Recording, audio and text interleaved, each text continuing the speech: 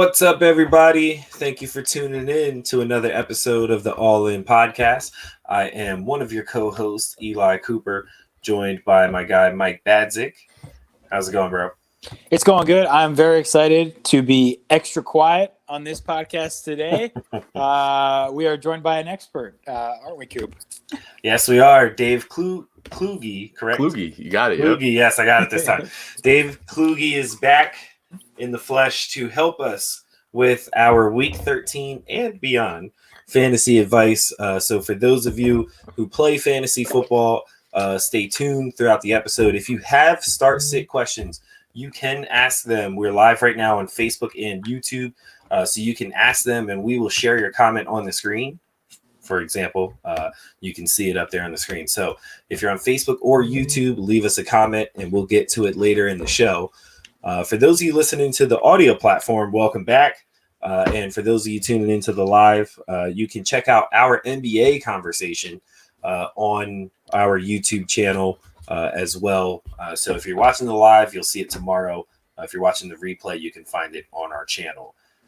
So let's get right into it and talk about one of the worst teams in the NFL, the Eagles, who play the Packers. And, you know, for one, let's start with Carson Wentz. He's been abysmal this year. He's been the subject of a lot of criticism, not just by fantasy managers, but also just from Eagles fans like myself in general. First thing we'll discuss when it comes to Wentz is, let's talk about him from a fantasy perspective. Is he startable this week in standard 10-team leagues? Well, I think he's got to be at least startable, if not at the very tail end. I mean, there might be some better options out there. I've seen Tannehill popping up on some waivers and stuff like that. But, I don't hate Wentz. The core in this team that I really don't like is their receivers. But Wentz has the weapons. We've seen that he can run a little bit when he gets out in open space. He's got Carson Wentz. He's got Dallas Goedert. And a huge thing, he's got Zach Ertz coming back this week as well. Another big thing is that the Packers, they just get gashed through the air by running backs. And when you're talking about a pass catching running back, Miles Sanders is that guy. So I like Carson Wentz this week going up against Green Bay. I think it's going to be a competitive game. I don't see any situation where the Eagles take a big lead and have to fall back on the run. So, Carson Wentz, he might throw a pick or two here and there. He might take some sacks, but I think that his upside is going to offset that pretty well. Yeah, I like that as well. This is kind of we're in must-win territory, right? As the Eagles, as far as the Eagles go, because the NFC East, I don't know if you want to say it's heating up, but it's slowly cooking, I guess. It's de-thawing. Right, it's de-thawing. There you go. That's the perfect word for it. So if they do want to make the playoffs, I think this is one of the games on their schedule where it's certainly winnable, right? We've seen the Packers lose to lesser teams before, so it wouldn't be a shock to see them get upset by the Eagles here. But it's certainly going to require Carson Wentz to be a lot better this week. Really the Packers defense is one of their weaknesses. So, maybe not that it's horrible, but maybe that's an opportunity, even though the Seahawks defense was horrible. Could be an opportunity for Wentz and that Eagles offense to get back on track. Yeah, it could be. One of the things that I am interested in with the Packers, I think that, Aaron Jones is obviously a running back one, in pretty much all leagues. But are you concerned at all about Jamal Williams cutting into his load? Yeah, absolutely. I mean, that's the biggest thing that I'm going to be watching in this game is Aaron Jones's usage. I was actually just on a pod last night and we were talking about this. But after that monster game that he had early in the season where he put up, 43 points or something like that, he really hasn't done too much. And, me, when I'm building my team, I like to, I prefer chasing volume over touchdowns. And Jones's volume just hasn't been that good this year.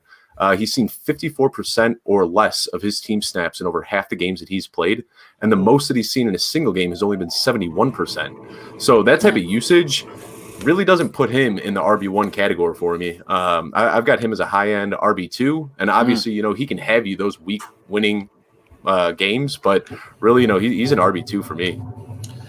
So in a game where game script is probably going to favor them this week, Is Aaron Jones maybe a better DFS option? Do you think? I'd go with Jamal Williams because Aaron Jones, he's got that really high price tag. When you're looking at Aaron Jones on DFS, he's being valued as an RB1, and I just don't see it. So if you're in tournaments, where you're trying to get as many points as you can, you're not really so much looking to beat the spread. Aaron Jones is somebody that you want to have because he's got that huge upside. But if you're just looking for somebody that's going to provide you a safe floor for not a lot of cash, Jamal Williams is the guy. Yeah, and one of the guys for the Eagles who I rode for a lot of this year as a pickup was Travis Fulgham. And he was solid for a lot of the year, and then it seemed like last week kind of just fell off a cliff. Watching the game, I don't know what the exact snap count was, but he wasn't out there very much. Are we off of him? Is it over for him? Yeah, because he actually fell off prior to last week. He fell off about 3 weeks ago, and he fell off the day that Dallas Goedert came back onto the field. Yeah. And that's what it is. I mean, when you look at it, Travis Fulgham was putting up insane numbers. Over a 4-week stretch, I believe he was a wide receiver 2 or wide receiver 3 over that time.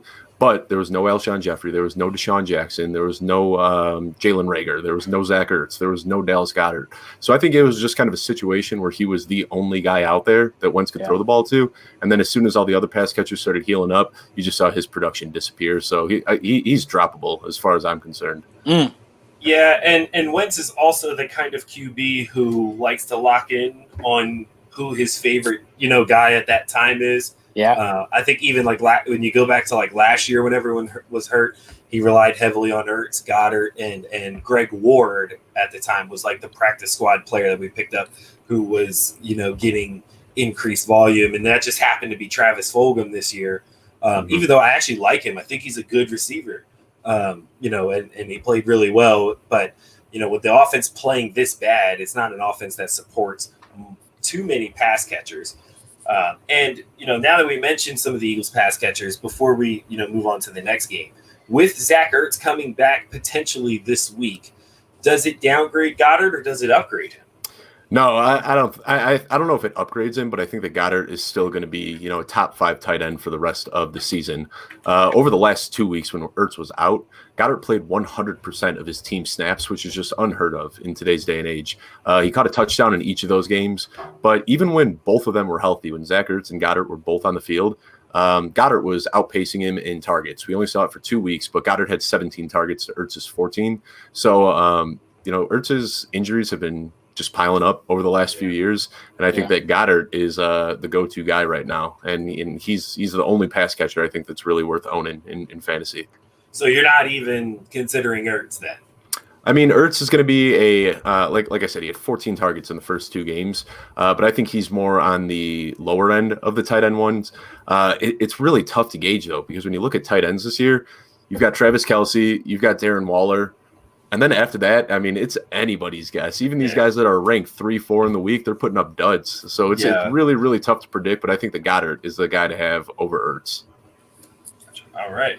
So let's move on to our next game that we have here. Titans versus Browns, which is like the game of the week almost, right? A lot of playoff implications here.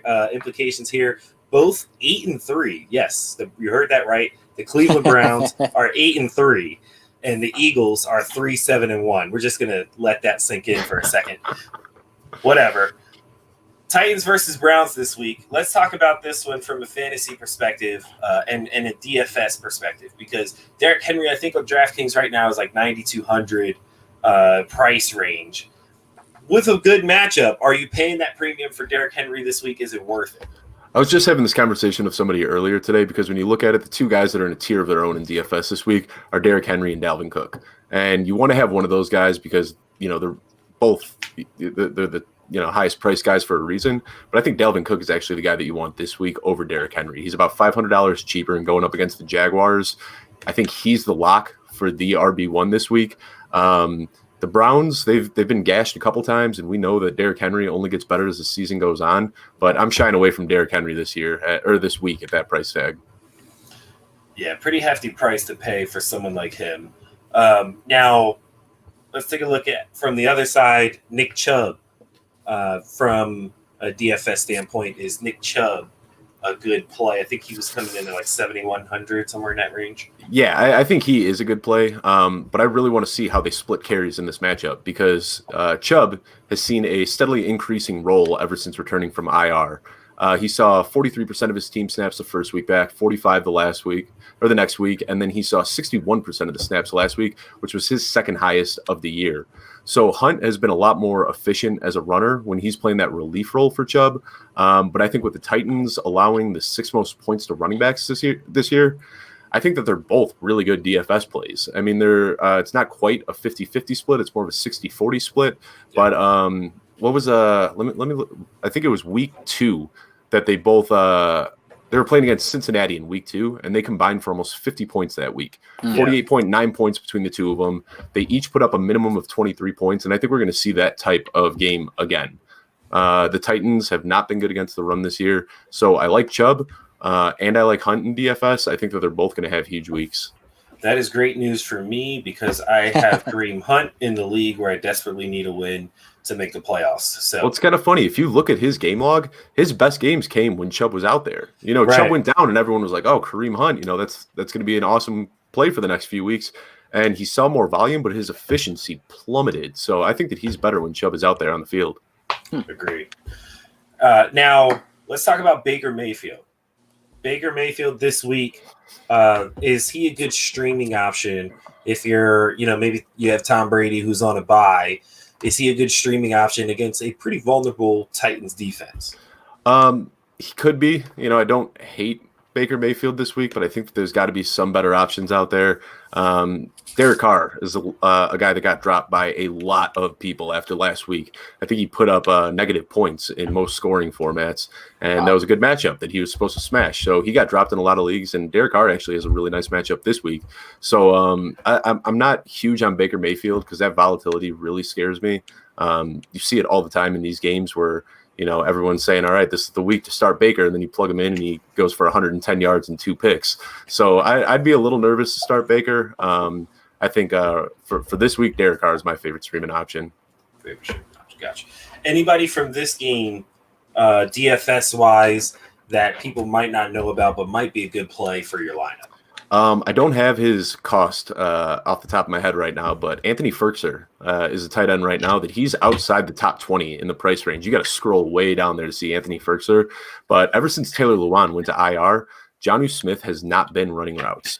Jonnu Smith is actually out for this week too, so I guess that doesn't really matter as much. But I think Anthony Ferkser is going to see a lot of opportunity this week route running. So I really like him as a deep tight end play if you're looking to save some money. Like we said, once you get past that first 2, it could be anybody that can go off. So why not go for the guy that's going for a few $1,000s cheaper than the Goddards out there? Yeah, absolutely. So before we get on to our next game, guys, remember, use the promo code ALLINPOD at MyBookieAG, where you can get 100% of your initial deposit match with a minimum of $45.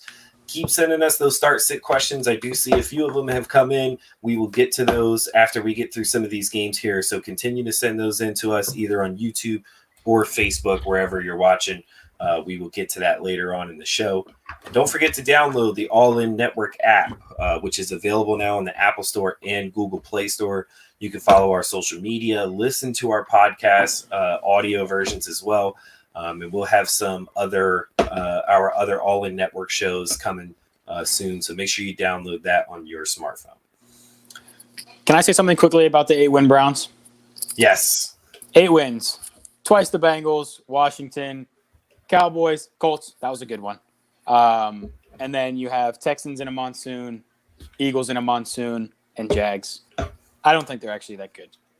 They might not be. I do think they still beat the Eagles monsoon or not. We're just that bad. But I think you have a point there. I do think you have a point there. All right. Coming from a Steelers fan too. I mean, I've seen that Steelers. Totally unbiased. Yes, a lot of criticism about the Steelers schedule. We will actually get to them a little bit later. Let's stop in the NFC South and talk about Saints and Falcons. Taysom Hill is 2-0 as a starter. I didn't love the move of them going to him over Jameis, but so far it has paid off. Granted, not against super tough competition, but they get the Falcons again here for the second time in his 3 starts. is Taysom Hill a legitimate starter in season-long fantasy this week? I think so. I've got him as the very, very tail end. I've got him as my 10th overall quarterback right now. But yeah, I think that rushing upside that he gives you is insane. I mean, when's the last time we've seen a quarterback run in 4 touchdowns in 2 games, let alone his first 2 games as a starter? That's just kind of a cheat code when you're playing fantasy football. I mean, this guy, he's racked up almost 100 yards right now and 4 touchdowns. That alone, when you're looking at those 4 touchdowns, that's equivalent to 6 passing touchdowns. So when you've got a guy like that that's running the ball and they trust him around the goal line, I think that he's a QB1 for sure. I don't think that I'm, reinventing the wheel by saying this, but he has been a huge problem for Alvin Kamara. That's the biggest thing right now. Yeah, I got him. That was the next thing I was going to get to is where are you at on the panic meter for Alvin Kamara, where most people who have Kamara are probably going into the playoffs, right? I would say in most cases. So going into the playoffs with, Taysom Hill probably starting for the next few weeks here, on a scale of 1 to 10, where's your panic meter? About 9.5. I mean, you gotta hope that Breeze is coming back soon, man. I mean, Kamara was putting up what he was. There was a point, I think it was around week 6 or so, where Alvin Kamara was the wide receiver 1. Like if you took away all of his rushing abilities, he was the number 1 scoring wide receiver just on what he was doing. So I think that Kamara is actually going to have a decent week this week, only because of the weird situation with them playing Atlanta twice in the last 3 weeks. Atlanta, they've got fresh eyes on Taysom Hill. They just saw him 2 weeks ago. They're going to have a game plan developed to stop him. I think Sean Payton, being the smart man that he is, he's going to find a way to get some of those easy dump-off passes. You've got Michael Thomas that loves running the slant. You've got Kamara that runs those really easy screens. So I think that they're going to expect a heavy dose of Taysom Hill running the ball. And I think that the Saints' game plan in this one is going to get to get Kamara and Thomas going a little bit more than we've seen them do so far together. Gotcha. So, well, thank you. I appreciate that. After this week, though, after this week, I think it's only this week because it's that weird scenario with the Falcons. Going forward, though, I think that Taysom Hill is really going to hit the touchdown opportunities for Kamara. When is Breeze supposed to come back? Week 15. I believe he's eligible to return from IR after next week, but they haven't made. I haven't heard any updates so far how he's progressing or anything like that. It's only a 3-week IR, but there's no guarantee that he comes back week 4. Okay. One of the topics in our league today was Michael Thomas. There was a trade made for Michael Thomas today. A kind of a trade of here's a couple of pieces for Michael Thomas. He hasn't been that good this year. Are we giving up on Michael Thomas? I mean, yeah, he hasn't really done much this year. What we saw last year was just a historically great season, and that's why he was getting drafted in the first round. A lot of leagues, he was the only wide receiver getting drafted in the first round this year, and he hasn't lived up to anything close to that, whether it was Breeze, when Winston came in for Breeze's relief, or when Taysom Hill was starting. He just hasn't been able to get it going. 2 weeks ago, Taysom Hill threw the ball to him 12 times, and I think he only caught, 5 or 6 of those passes. I mean, he just...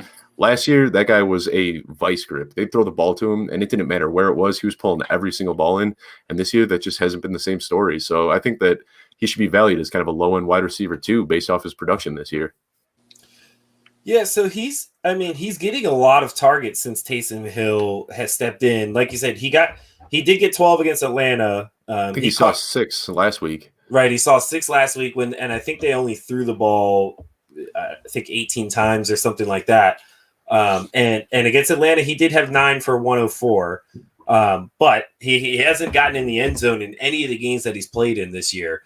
There's legitimate concern there when it comes to Michael Thomas. Now, to give more context into the trade today, it was Robert Woods and Wayne Gallman who was traded for Michael Thomas and some other piece that really didn't matter. CeeDee Lamb. But yeah, CeeDee Lamb, who's irrelevant at this point because of how bad the Cowboys. This is a full redraft league, like no keepers or anything. Yeah, I like the Woods and I like the Gallman side personally, especially if the team that was getting Gallman, if they're making a push to the playoffs right now. Gallman's got 6 touchdowns in his last 5 games. I mean, that dude is running hot right now. Well, and that's exactly so. You can see Sean, who is Nell on Twitter. the guy who traded for those guys is in a must-win game this week. So that was kind of the rationale. Yeah, I mean, I think that Woods and Michael Thomas on his own is pretty even when you're looking at what they've done so far this season. I mean, Woods has almost taken on that Michael Thomas role, seeing double-digit targets almost every single week. He's kind of the focal point of that offense. And then you get the bonus of throwing a guy like Wayne Gallman in there. I think that side came out on top. Do you think Wayne Gallman holds on to that spot with Devontae Freeman coming back? I don't think so, because Freeman looked terrible when he was out there. I mean, I think he had 2 runs that he ripped off for like 15 or 20 yards. But outside of that, if you watch that game, he was just getting slammed at the line nonstop. He wasn't doing too much with the touches he's had. That team has looked re-energized since Gallman took over. And I think that they're going to ride the hot end. So I think Freeman's going to come back in as the change of pace back. I think it's Gallman's backfield through the end of the year. You would think. Now, it is the NFC East, so anything's a go there. So let's get on to another NFC East team, Washington football team, taking on Mike's beloved Steelers this week. It's not really a question of who's going to win this game, so we'll talk about this one more from a fantasy perspective. Benny Snell, obviously, with James Conner on IR, got a large workload, I would say, last week against the Ravens. But another tough defensive front. Is Benny Snell a good DFS play this week? And where does he fall, in your range of rankings for running backs this week in season long? I'm not crazy about Benny Snell. I really like Anthony McFarland. I think that he is unbelievably talented, and I'm kind of upset that he didn't get the touches that I thought he deserved last week. But it's really tough to predict because both of those guys have shown, glimmers of being really good in the past. McFarland, he had a couple big runs this year. Snell, he looked decent in a few games last year when Connor was out. So I think Tomlin is the type of guy that's going to ride the hot hand. I think that, if you saw when the game started last week, they were both getting some touches. Snell was doing more with his, and he kind of took over as the game went on. And I think you could see that this week. If McFarland gets off with a hot hand, they're going to keep feeding it. So I think that the risk with Benny Snell is way too high to justify playing him in a lot of lineups. Yeah, and the thing about the Steelers is they just don't run the ball that much. Even like when Connor was out there, like they just don't run it. Even this game against the Ravens, like you would have thought in this type of a game they'd run it a lot, just based on the style and the two teams playing and how you thought you wanted to win that game. They still threw it like 50 times. So and it's probably because your short passing game a lot of times works as runs, right? You have 3 receivers who can catch and make make plays after the catch, at any range. So I think that's kind of, since they go to a lot of 5 wide sets and run these short passes, get it out of Ben's hands quick. That's kind of replacing your run production in some of these games, which is probably why you're seeing them run it a little bit less. And that's Big Ben's MO for how long now? I mean, he set the record for pass attempts. What was it, 800 something a few years back? Mm-hmm. That's what they do. But you think the Steelers are winning this game for sure? I've heard a lot of people predicting the Washington football team win. It might be. I mean, if you look at the Steelers, like in the Mike Tomlin, Big Ben era, this is the type of game that they lose out of conference against a bad team. This is the type of game that they don't show up for. They'll show up against the good teams, but this type of game they typically will maybe lay a dud. I just think that those guys are so amped up with this undefeated thing that's not going to happen. So I think that they're definitely going to win. I hope you're right, but this just feels a little bit like a trap game to me. It does. I think Washington's pretty good. Yeah. Yes. Yeah, they looked really good against the awful Cowboys on Thanksgiving, but Alex Smith has somehow become the least awful quarterback in the division. And he actually played pretty well last week. Turned it over a little bit in his substitute appearance against the Giants, but since then has settled in. And he's the kind of guy where he won't mess it up for you. And with the way these Redskins running backs are playing, and obviously you have Terry McLaurin, there's a legitimate, argument that Washington could pull off the upset here, which would, in my opinion, spur them on to win the NFC East because, Mike, we talked about this in the last episode. We're looking at probably a 6-win, team coming from this division. I think, and that was factoring in Washington probably not winning this game. If they get a win here, I think they almost book their way with just a couple of other NFC East wins. book their way into the playoffs with an upset here. We don't have to talk about this game too much, but I do want to point out too, I mean, the Steelers are very susceptible to big plays. The way that they play their defense, they play everybody up front. They run a lot of blitzes. And when you look at those advanced stats for Antonio Gibson, when it comes to juke rate, evaded tackles, burst, all that stuff, he ranks top 10 in almost every single category. If anybody's going to be able to rip off, a couple of huge runs against the Steelers, it's going to be Antonio Gibson. So that I've got Antonio Gibson as a smash play this week because I think I think he's going to have a solid week against the Steelers. Yeah, I do like Antonio Gibson as well. Even in a tough matchup, I do like Antonio Gibson this week. And but really, the Steelers' run defense is not that good, right? And Bud Dupree getting hurt doesn't help with that. So I like Gibson too. Yeah. Now, before we move on, I think we should talk about Terry McLaurin. And the reason I say that is, Dave, you retweeted an interesting tweet a few weeks back that comparing Terry McLaurin and DK Metcalf, who, granted DK Metcalf is having this incredible year this year. But when you look at the numbers, Terry McLaurin is right there, and he's had, 5 other QBs throwing in the ball, and none of them have been nearly as good as Russell Westbrook. Yeah. So is he in the discussion with top 10, maybe even top 5 wide receivers in the league? Oh my, absolutely. I mean, from fantasy, you got to put him as wide receiver 1. He's probably in that 10 to 12 range towards the bottom. Mm-hmm. But as far as pure talent, I think that guy's a top 5 receiver. You got DeAndre you got DeAndre Hopkins, you got Devontae Adams, you got DK Metcalf. Once you get past those 3 guys, I think you start putting Terry McLaurin in that conversation. I mean, he reminds me a lot of what we saw with Allen Robinson when he was on Jacksonville and when he's in Chicago right now, still dealing with the same thing. Right. You've seen it with Devontae Parker when he's, never knows who is going to be throwing the ball to him. And Terry McLaurin is that type of guy that he just compiles numbers every single week, regardless of who was under center. He was somebody this offseason that I was fading a little bit because of the Dwayne Haskins and Alex Smith not knowing who the quarterback was going to be there. Yeah. I got him in 1 league, and I wish I had him in more because that man, he's just every single week goes out there and gets it done. Yeah, I think Alex Smith is actually good.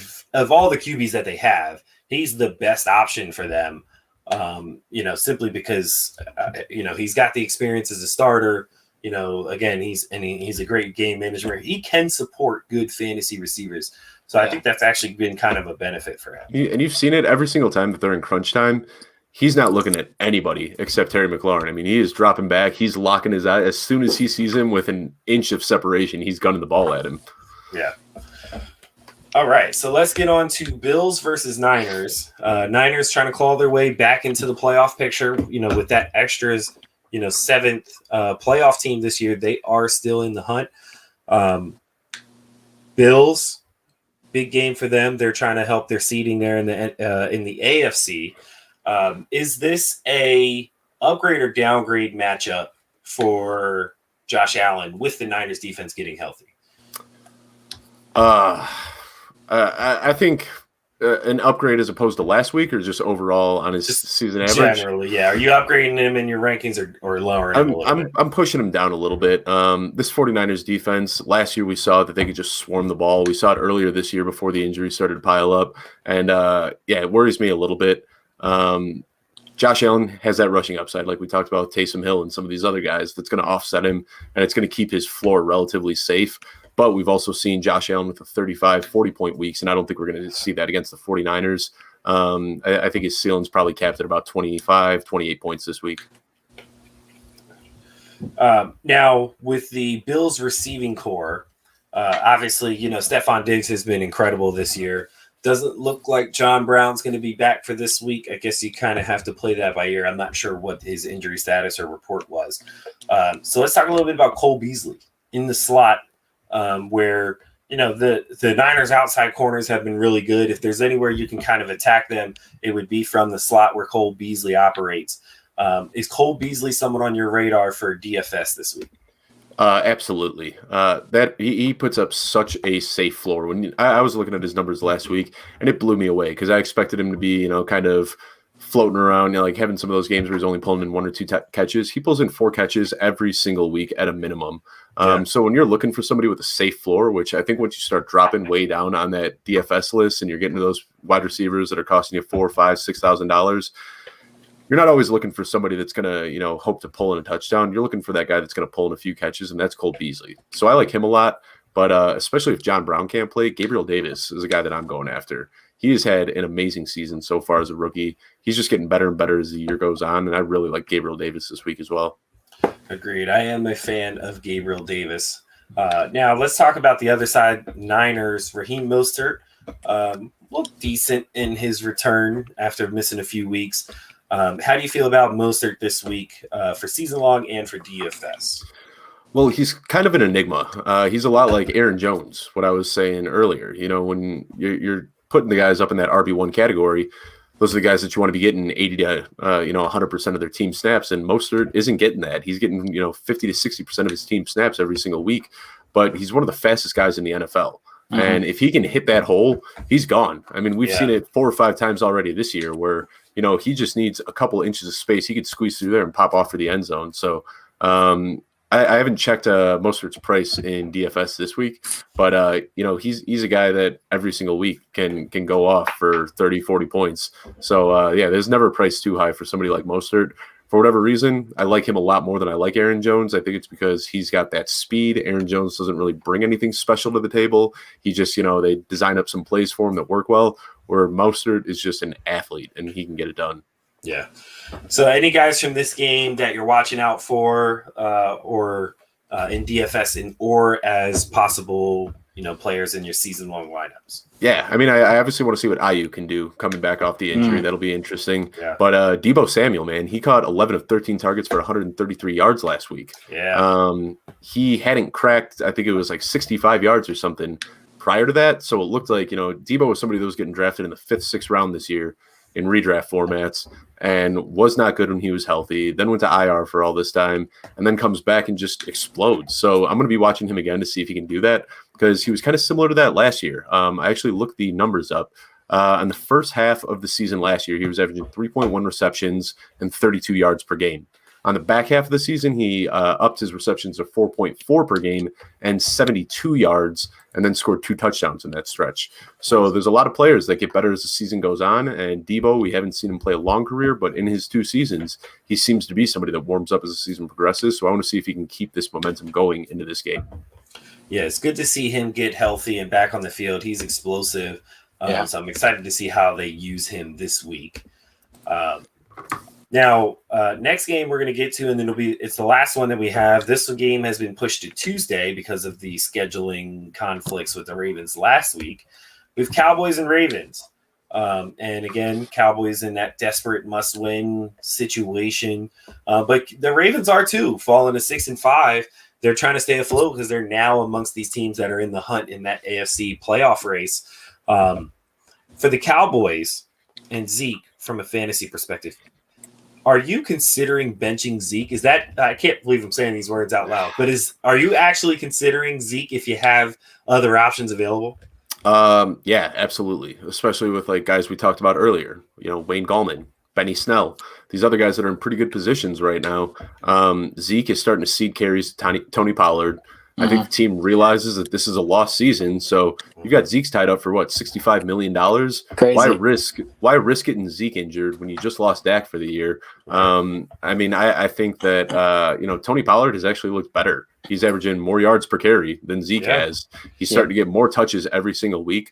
It just as you feel crazy asking the question, I feel kind of crazy answering it. But yeah, if you're able to pick up Devontae Booker, if you've got Wayne Gallman, if you've got Gio Bernard, I'd be starting those guys over Zeke this week. Yeah, and it's crazy because yesterday I had this discussion with my younger brother who rosters Zeke, and he was considering, assuming maybe Galladay might be healthy. He was thinking about he has Miles Sanders, he has David Montgomery. Those two both were starting in his running back slots, and we play in a 2-flex league. So he was debating between Galladay and either Goddard and Zeke in his 2 flex spots. Those are the 3 guys he was considering. With Galladay being hurt, maybe that helps his decision. But that was the discussion. Was Goddard a better play this week than Zeke? Yeah. I mean, I think it might be. I mean, Goddard, he's been getting touches, he's been pulling in touchdowns, and Zeke hasn't been doing either of those. Yeah, so tough times for the Dallas Cowboy offense. Now, from the Ravens' perspective, Lamar Jackson has disappointed everyone who went up into as high as the second round to take him in fantasy drafts this year. Not sure if he'll be back this week, but if he is in a 10-team league, is Lamar Jackson a starter for you this week? If he's playing and we have clearance that he's playing before 1 p.m. on Sunday, yeah, you're starting him. I think he's a high-end QB1 in this matchup. The Cowboys are giving up the 10th most points to quarterbacks, and they're giving up the 5th most points to running backs. Now, I know Lamar Jackson isn't a running back, but it just shows that the Cowboys can't stop the run. So I think this is going to be that week where Lamar Jackson, if healthy, would be the Lamar Jackson we saw last year. The problem is, though, that we've got so many questions surrounding this. I actually just did a write-up on Fantasy Pros about this less than an hour ago, because what they said is that he's eligible to return for Tuesday's game, and they'll know if he's eligible to return on Sunday. But that leaves so many questions. One, is he going to start? 2, is he going to have a full workload without any practice this week? 3, are there going to be any lingering effects from his COVID infection? 4, I mean, let's say, I mean, there's so many things that go into this. The other big thing is they said his 10-day isolation period ends on Sunday, and if he has medical clearance, then they'll say that he's able to play on Tuesday. Are we going to get all that information to us before kickoff on Sunday's games? So if you've got Lamar Jackson right now, it's tough because, he's a smash play against the Cowboys. Mm-hmm. But with all this uncertainty, you almost need a backup. Yeah. So, hopefully, depending on your league, I know in our league, we have kind of a thing where, if you're starting someone who's playing in a Tuesday game, our commissioners will kind of let you have a sub from your bench, a designated sub, in case that game gets canceled or something like that. But even in this case, that would not apply, right? Well, Because we don't know, it's really Lamar Jackson's status, not the game status. Yeah. So you're definitely rolling the dice. You're playing some Russian roulette there with Lamar Jackson if you don't have another, startable option. In that case, if you think it's been frustrating having Lamar Jackson on your team so far this week, wait until you stream Carson Wentz. He puts up 8 points, and then Lamar Jackson puts up 35 on your bench. Right, and that's where it's like, especially if you drafted Lamar Jackson, right? You're either like, depending on where you took him, you're either not in the playoffs or you're fighting for a playoff spot right now for the most part. And to have something like that happen would have me furious. I drafted Lamar Jackson in the second round, but I picked up James Robinson off of waivers, so I feel like that kind of weighs itself out. Yeah, definitely. Well, listen, and I know that I'm a Steeler fan here, but don't you think it's ridiculous that the Cowboys play on Thanksgiving on Thursday? The Ravens and the Steelers are supposed to play Thanksgiving night. They don't. They end up playing Wednesday. And they have to turn around and play Monday. But then the Cowboys, who haven't played since last Thursday, get to wait until Tuesday. So they basically get a free bye week. Yeah. They got a free bye week. That's a really good point. And the Ravens, they really could have played this game Monday, but they're giving Lamar Jackson another day to get off the COVID list. Yeah, man.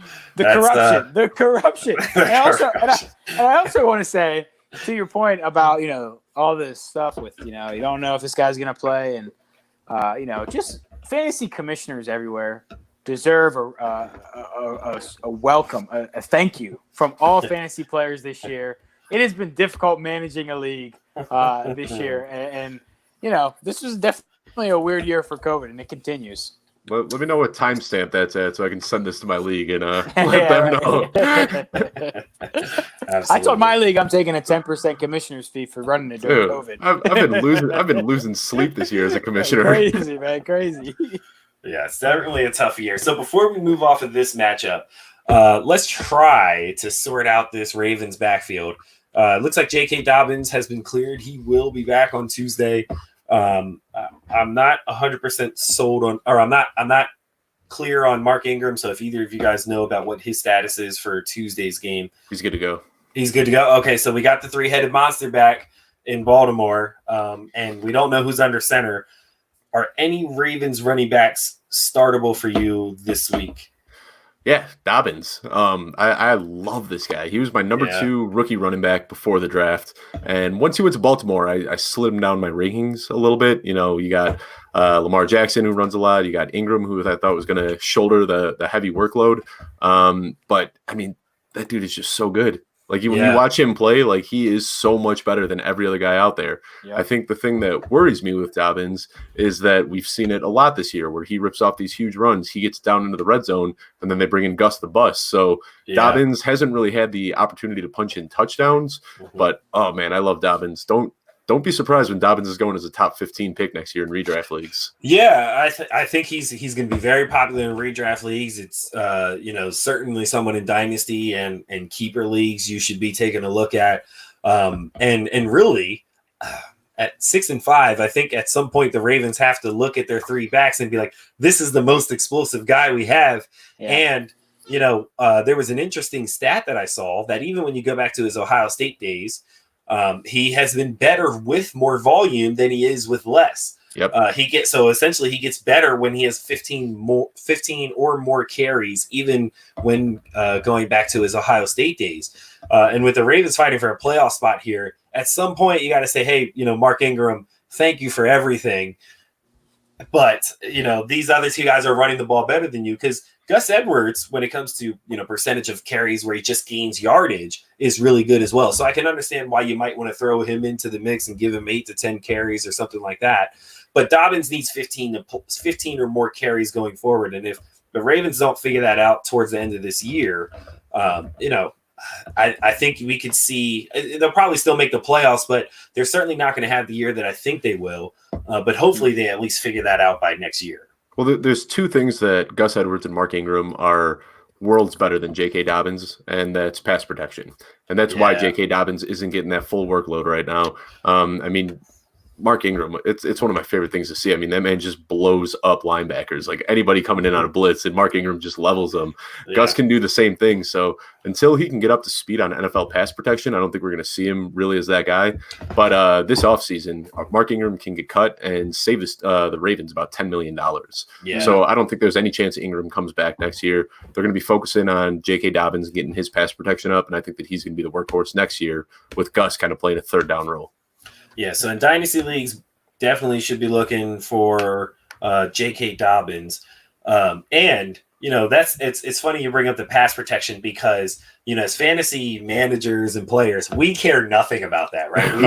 We don't care at all about that, and in fact, I hate that. I don't want him to be a good, because that means he's not running a route when they're passing. Right, exactly, right. So it's like, we want guys like DeAndre Swift and J.K. Dobbins and Jonathan Taylor, who we see all this upside in, to get we want them to be like RB1s like they should be, yet they're stuck in these three-man committees, and it's because of things like pass protection or things that coaches care about that we don't. So we talked about James Robinson real briefly earlier, but that's when I snagged him off waivers because I saw Doug Marrone said something. He goes, this guy's been pass protecting like he's been in the league for 5 years. And I picked up my phone immediately. Like, I need this guy on my team. And that's what it is. Like, if you can pass protect, you're going to get the snaps in the NFL. Yes, and I think from now on, that will be the preseason report I pay attention to most for running backs. Who can block? Because I know that guy's at least going to be on the field. All right, so that covers all the games that we had so far this week. So let's get to the much anticipated start-sit advice. We have a lot of questions that came in throughout the show. We'll start with those of you who reached out to us on social media. For those of you who don't follow us on social media, you can follow us on Twitter at all_in_pod and All In Network on IG and Facebook. So you can see that there at the bottom of your screen. Let's start with Andrew from Twitter. Had a question for us here. We'll put it up on the screen. He's a Will Fuller, Robbie Anderson, and Kenny Golladay owner. So he is looking at a rough week here. He is looking to he needs two of these guys to start out of Gabriel Davis, someone we talked about earlier, Jerry Jeudy, Rashad Perriman, and Kiki Kuti. I'm sorry, I think that's how you say his name, who will obviously get more targets with Will Fuller coming out. Of these guys, of this group here, who are the two that you're going with this week? I like Kuti a lot. I've got him in some DFS lineups, just kind of a next man up scenario. Sean Watson's got to throw the ball to somebody, and Brandon Cooks can't catch 30 balls a game. So I like Kuti this week. The one thing I do, though, is swap out Judy, who you've currently got in there. Now would put in Gabriel Davis. Judy just has not been that good. He's averaging, I know this off the top of my head because I was just looking at his numbers yesterday. He's averaging 8.1 points per game. He has only hit the 20-point mark twice this season, and it's required a touchdown to do so in each of those games. In the games where he hasn't scored a touchdown, he's averaging less than 3 catches per game. Put up a donut last week, but I'm not going to really pull that one against him because of who was playing quarterback. Right. But I think Judy is going to be an elite wide receiver in the NFL at some point, but it's not going to happen this year. I think it's time to give up on Gabriel Davis, or I'm sorry, give up on Jerry Judy. So yeah, I'd go with Gabriel Davis and Kiki Kuti in this one. Yeah, so I hope Andrew is not fighting for a playoff spot because he is in a tough spot with that being his receiving core to pick from. Is. But I feel you, bro. I feel you. I really do. So let's go to our YouTube channel. We had a comment here where we're going to pick 3 of these 4 running backs. First of all, congrats on compiling this running back core. Right. And so of these guys, and for those of you listening on the audio, we have Devontae Booker, who will be starting this week in place of Josh Jacobs out in Oakland, Antonio Gibson, Nick Chubb, Kenyon Drake. I think this is a pretty obvious 3, but Dave, who are you taking out of these 3 guys? I don't know if this is the obvious one, but I'd bench Kenyon Drake. I said the same thing. All right, all right. I was thinking that too. I'll kind of go down my rankings with these guys. You've got Nick Chubb. That's a guy that you're never benching ever. Right. I mean, Nick Chubb, he's arguably the best pure runner in the NFL. Antonio Gibson coming off a 3-touchdown game. We already talked about how the Steelers have been susceptible to big plays, which is Antonio Gibson's forte. So I love Antonio Gibson this week.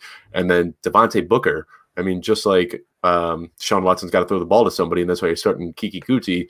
They've got to run the ball. And Raiders are playing the Jets this week, which, I mean, that's just almost too easy. You got somebody that is going to, see the couple touches to Jalen Richard here and there, but he's almost a lock for 15 carries. Can easily see 20 plus in this matchup. I think it's going to be a game script working in his favor. So I've actually got Devontae Booker as my 12th overall running back this week. Not that you want to bench Kenyon Drake, because I mean he's no scrub. I've got him as a middle-in RB2, but just with those other 3 guys you got to bench Drake this week. Yeah. I'm in a similar position where I've got Devontae Booker as well, and I don't want to do it, but I'm benching Giovanni Bernard this week. Sometimes you just got to make that tough choice. What a terrible problem you have, Dave. I feel terrible for All right. So next one we have came from our earlier Twitter questions as well. Kiki Kuti again in this one, and this time we're picking out of Rager and Sammy Watkins full point PPR. Your guy Elvin Ryan chimed in and said, Watkins, do you agree with him? Oh man, I love Elvin. He's such a great guy. but no, I'm gonna go against Elvin on this one a little bit. I'm going Kiki Kuti in this matchup as well. Talked about Philly a little bit earlier. I love Jalen Reagor, man. I love that dude, but I just don't think we're going to see, just like Jerry Jeudy. I think he's a guy that is either going to take a couple more years to develop or just be a complete bust. But either way, he's not somebody that you want to start right now as a rookie. Sammy Watkins, I wouldn't say 100% Kiki Kuti. Kiki Kuti is going to give you the safer floor. So if you need, 8 to 10 points, if you're pretty confident in the rest of your lineup and you want to start Kiki Kuti, go ahead. But if you feel like you need a big performance, I mean, Sammy Watkins is a guy that can put up a couple touchdowns. Yeah, so like if you're a guy like me who has to win by 40 in your league, maybe you're going with Sammy Watkins, right? Because that's the kind of guy who can give you a big output. But I agree with you there. If you're looking for the best of those 3 options and the safest, certainly Kiki is the best option there. I'm going to throw you a softball here. Well, I'm not going to throw this off. Someone from YouTube is going to throw you the softball here. Is it a good move to drop AB for Julio? Yes, right? Julio Jones? Yeah, Yeah. absolutely. I mean, if Julio's available What? for whatever reason, Julio Jones, he's the guy in Atlanta right now. I mean, he's the alpha receiver. When he's healthy, he's still the guy. Calvin Ridley, he's having a great season. I love him for it, but Julio Jones is still the guy in Atlanta. Yeah. Wow. Little Munchie, I would love an invite to play in your fantasy league Right. since Julio's on waivers somehow. Hey man, I'm in a league. I'm in a $3,500 league, and Kenny Galladay got dropped this morning. It's How that many time. Ooh. 10 teams. Wow. And it's just that time of year where people start making weird moves. They want backup quarterbacks. They want backup defenses. They want to start stockpiling running backs. And hey, man, I mean, it happens. I don't know how Julio got dropped, but I mean, Galladay got dropped in my league. Wow. Okay. Well, let's go back to Twitter here. We have the lovely Crystal Thomas, who commented on our Twitter page earlier. She is in a must-win situation this week. Her running backs are looking wishy-washy. She has Alvin Kamara, who we talked about earlier, and she has Hines and Taylor. So she's asking, should she trust in the Colts offense and go with Hilton also at the flex, or go with Aguilar, either Aguilar, Watkins, Ayuk? We talked about Ayuk earlier. Who are you going with in this one? Man, this almost sounds crazy, but benching Kamara, we talked about benching Zeke earlier. I've seen a couple of people that have Hines and Taylor on their team, and they're starting them both, especially this week going up against the Texans. That's not a terrible move, but no, I would not start T.Y. Hilton over any of those guys. Ayuk would be my number one choice. Watkins is behind him, but I think Ayuk is the guy to start this week in that matchup. But also, it wouldn't be crazy to bench Kamara and start Hines and Taylor. You don't know who the guy is going to be right now, but you do know that team combined is probably, like, those two guys together are probably going to put up 150 yards and 2 touchdowns. And you don't know who it's going to be, but if you can, kind of divide it down the middle and get the production out of both of them, might not be a terrible move. Yeah, so tough situation there for Crystal, who's in our Oaks Fantasy League, which is the league she's referring to there. So, Crystal, good luck. I'm out of the playoffs in that one. I hope you beat both of my brothers. So am I. Next one we have is Anthony Acosta from our YouTube page. Says he has Jacobs out, or Josh Jacobs, as we mentioned, is out this week. He is thinking about starting Gaskins or looks like Booker or J.K. Dobbins. And then if Swift is healthy, should I start him? So I'm going to assume one guy or two guys? I'm going to assume two. Let's just pick his running backs for him. All right. Well, I think Gaskins is going to – Gaskin. That's I feel like everybody puts that S on the end of his name. It's Myles Gaskin. Everybody does it. I published an article once and made it through editing and then noticed it like 3 days later. But anyway, I think Gaskin is definitely the guy to start. DeAndre Washington's out this week. Well, not officially, but it looks like DeAndre Washington's going to be out. Looks like Salvin Ahmad is going to be out. So that leaves Gaskin the only healthy guy. So I really like Gaskin this week. I think that J.K. Dobbins, as much as I was just singing his praises, I think his risk puts him way below those two guys. As for Swift, though, that's an interesting one because there have been a lot of reports that, he's out of concussion protocol. But did you see his coach was saying that he just hasn't been the same since he took that hit? Yeah, and he missed. He has still missed. They announced this yesterday, but he didn't practice yesterday or today due to an illness, they said. Right. So that's an interesting one. I've seen concussions have some weird lingering effects. You guys might remember Sidney Crosby missed almost 2 full years of hockey with concussions. I definitely do remember that. Yeah, I'm sure you do. But yeah, I mean, it's kind of a weird thing to keep your eye on. So I wouldn't be totally comfortable starting Swift until we see how he plays post-concussion. So out of these guys, I'd go Gaskin and Booker. Gotcha. All right. So the rest of our questions are coming from our YouTube channel. We have Matt Daly. This week it's going to be rough for him. He has Jacobs and Connor out. Whew. And luckily he has Devontae Booker, and he needs us to pick 2 out of these 3 in full PPR out of Devontae Booker, Cam Akers, and Jordan Wilkins. I think Devontae's the one guy you can book, right? Yeah, 100%. No pun intended. I actually, I love that all your listeners are picking up Devontae Booker. You guys must be preaching something good over here. If all your listeners got Booker on their roster, but between Cam Akers and Jordan Wilkins, definitely leaning towards Cam Akers. I mean, those guys are both in that RB3 territory where you don't really want to start either of them. So, when you're looking at the higher tier, that's where I prefer volume over ceiling. But once you're getting down to those kind of lower tier guys like Cam Akers and Jordan Wilkins, you got to chase the ceiling. And right now, Cam Akers has a higher ceiling. He looked really good in his last game. So I'd go with Booker and Akers in this one. Agreed. I'd take Booker and Akers there as well. Speaking of Akers, our guy, Deshaun Turner, shout out to Sean, is asking about Cam Akers rest of the season. So where do you see him rest of the season? Obviously, most people going into playoffs. You have him in RB3 territory. Does he kind of stay there, barring any injuries in that backfield? Man, you could take a college course on Sean McVay's mindset and still not really know what he's going to do. That guy is so tough to predict. I thought Darrell Henderson was going to be like a legit RB1 for a while. Looked like he was getting it done. The season started off. Malcolm Brown was on an absolute roll. So right now, Cam Akers looks like he's the guy in that backfield. He's been getting the touches. He looks really good, but I don't know if he's somebody that I know trade deadlines are over in most leagues, but he's not somebody I'm going out of my way to try to target and go after. They got 4 games left this season for fantasy.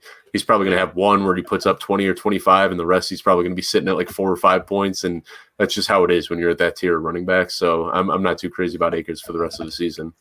Well, how do you feel about him in dynasty or keeper formats? Well, I think that he is the most talented out of that bunch between Malcolm Brown. I think Malcolm Brown, just being the oldest and biggest guy in that backfield, I think that's why he got the start at the beginning of the season. Then Akers got hurt, and then Darrell Henderson kind of took over. But I think when you're looking at pure talent, explosiveness, athleticism, Akers is so far above those other 2 guys. He's getting his touches this year, kind of getting up to speed. I think once he gets a full offseason and earns McVay's trust a little bit, I think that he's going to be the number 1 running back on the team in 2021. He was one of my biggest disappointments this year. I really thought that because McVay loves to run the ball. I mean, they're run heavy. We him as a high flying offense for a secondary, but really it's running based. And Todd Gurley had that great season. I really thought he was going to come in and have a huge impact, but I was. It's been disappointing. Yeah, and I think that early injury kind of set him back, right? Because Darrell Henderson then played really well for a few games in there, and they like Malcolm Brown, so he wasn't going anywhere. So I think he just automatically, because in that first game he did get a decent amount of work. In that first game, he over Darrell Henderson, and then when he went down, Darrell Henderson played really well and just kind of muddied up that backfield where McVay was just kind of taking a hot hand approach after that. The real problem is they're all good running backs. A lot of times when you see these committees, there's one guy where you're scratching your head like, why is this guy still getting touches? But it doesn't really feel like that with the Rams. Like they're all really good running backs, so it makes sense that they're all getting touches. Agreed. So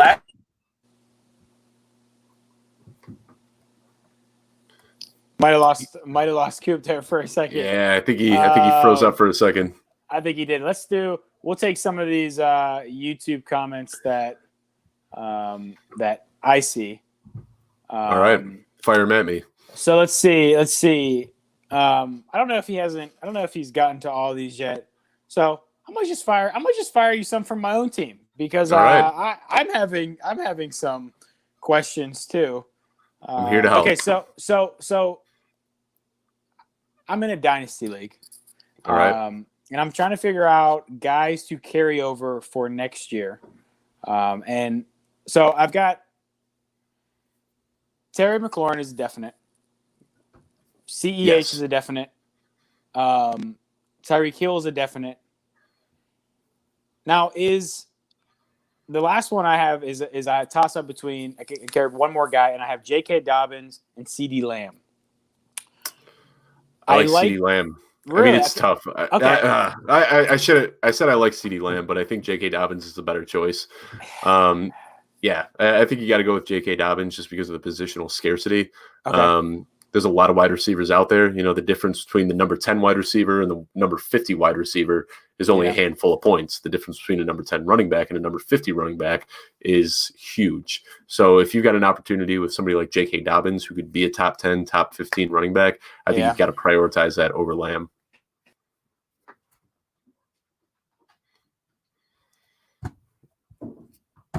All right. Well, it looks like I lost both guys on this show. So I am going to hop off now.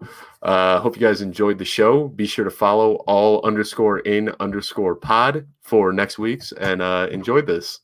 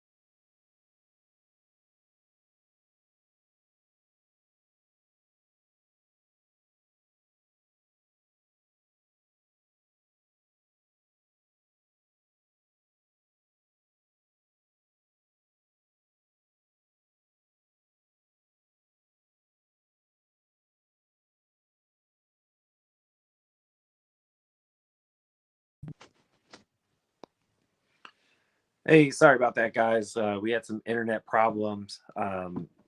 Everybody got kicked out of the chat. So thank you guys again for tuning in to another episode of the All In Podcast.